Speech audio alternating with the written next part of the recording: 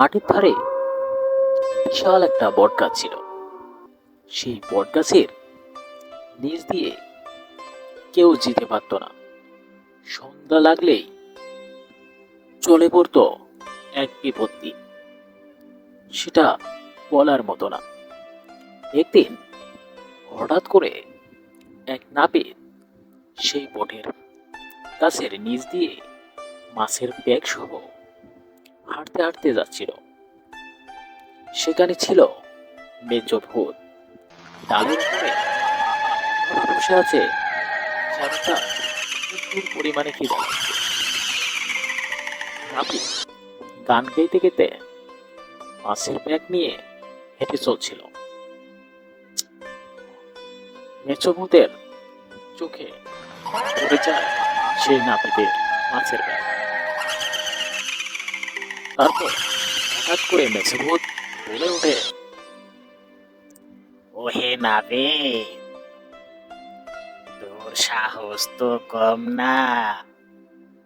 তুই আমার সামন দিয়ে মাছের ব্যাগ নিয়ে যাবি?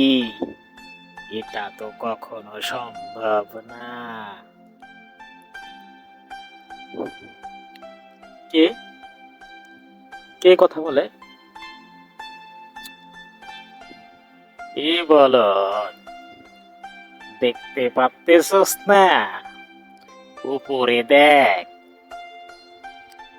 নাপিত উপরের দিকে তাকাই দেখে নিঃসভূত ডালের উপরে বসে আছে।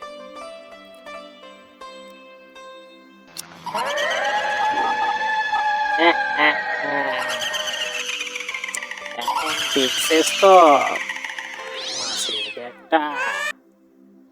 এইখানে রেখে চলে যা, না হলে তুই আমার হাত থেকে বাঁচতে পারবি না। ওরে বাপরে, কার পাল্লায় পড়লাম! পালাও!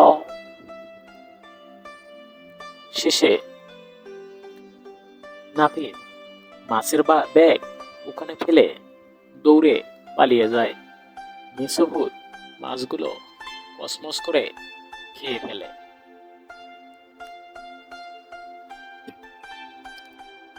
কিছুক্ষণ পর নাপিত তার গ্রামে যেয়ে এই বিষয়টি সবার কাছে শেয়ার করে। ওরে দাদু ভাই, কি হয়েছে তোর? এত কাঁপাকাঁপি করতেছস কেনে, হ্যাঁ? দাদু, ওই বটের কাছে একটি মেছোভূত আমার মাছ কেড়ে নিয়ে সব খেয়ে ফেলে। ওরে দাদু ভাই, তোদেরকে এত গল্প শোনাই, তোরা তো বিশ্বাস করিস না। এখন দেখলি তো? হ্যাঁ দাদু ভাই, আসলে তোমার গল্পগুলো আমার কেন জানি মিথ্যাই মনে হচ্ছিল। এখন দেখলাম যে ভূতপ্রেত এখনো সব জায়গায় বিরাজমান।